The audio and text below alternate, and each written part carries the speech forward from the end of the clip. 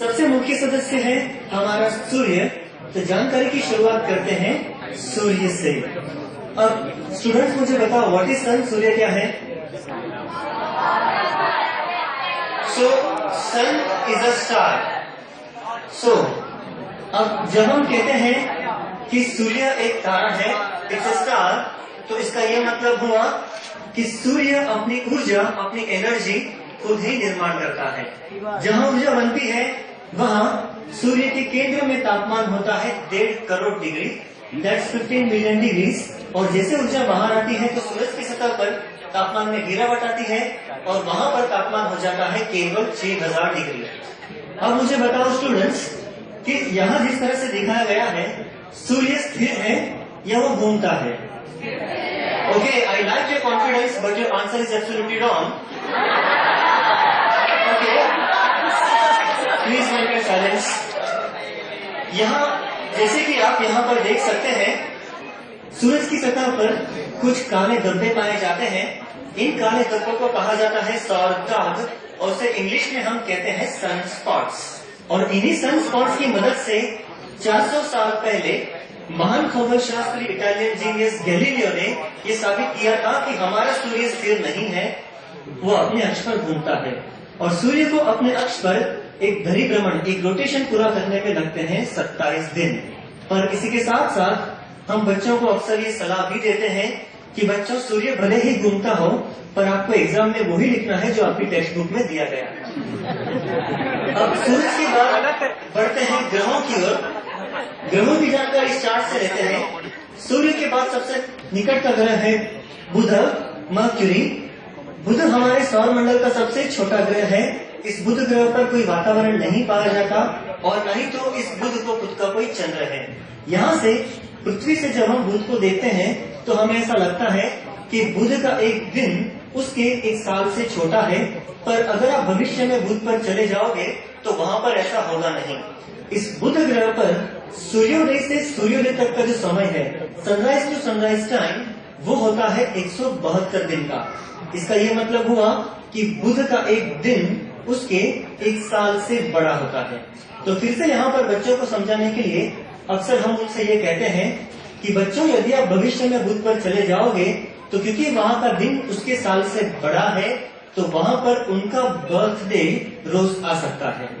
कभी कभी दिन में 2 बार भी आ सकता है और उतनी बार उनकी एग्जाम्स भी आ सकती हैं।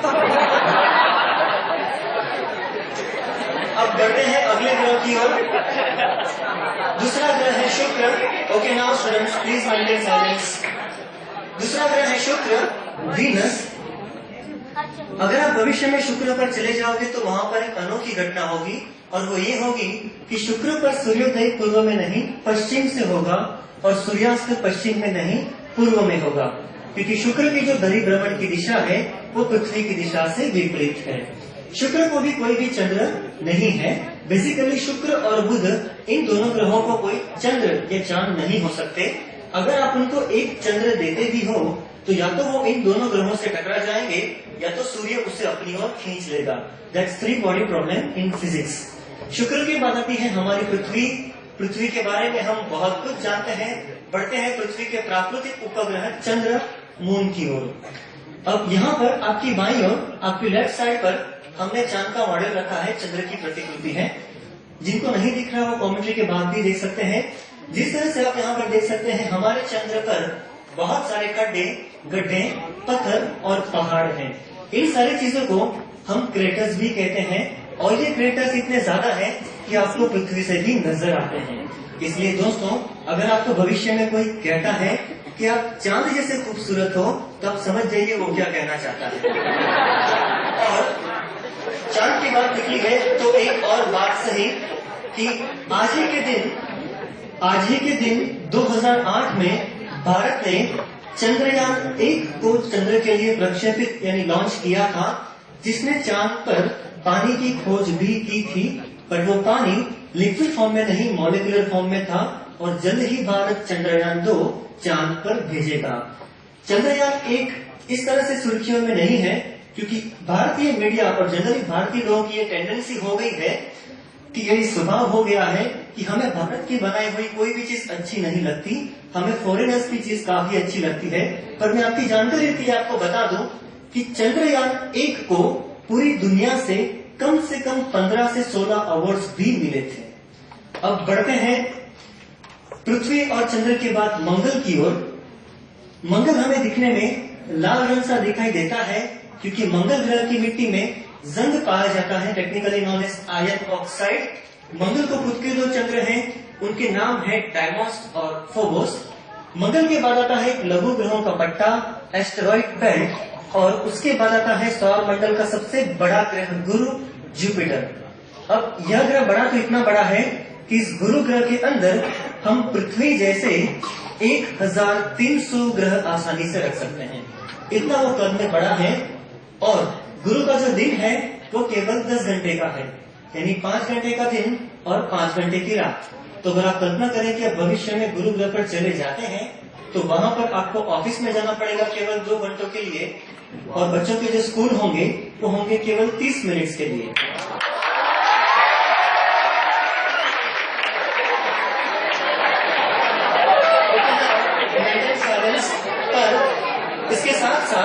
इसके साथ साथ बच्चों को एक क्लास में 12 साल तक बैठना पड़ेगा, क्योंकि गुरु को सूर्य के आसपास एक परिभ्रमण पूरा करने में लगते हैं 12 साल। और प्लीज मेंटेन साइलेंस। और यदि कोई फेल होता है तो दूसरे 12 साल। इन दिनों गुरु को खुद के कम से कम 64 चंद्र हैं, कम से कम 64 प्राकृतिक उपग्रह हैं। गुरु की बाद आता है सौर मंडल का सबसे सुंदर ग्रह शनि, सैटर्न। शनि की सुंदरता इसके वलय की वजह से है। शनि के ये जो वलय हैं ये दरअसल बर्फ और धूल के टुकड़े हैं जो गुरुत्वाकर्षण और अनुकंपन यानी ग्रेविटेशन और रेजोनेंस की वजह से इसके आसपास चक्कर लगाते हैं। और आज शनि को खुद के 60 चंद्र हैं। अब शनि के बाद के ये जो 2 ग्रह हैं यूरेनस और नेपच्यून, वो काफी डिम है, काफी कम चमकते हैं। इसी वजह से उनको देखने के लिए आपको टेलीस्कोप की आवश्यकता होती है।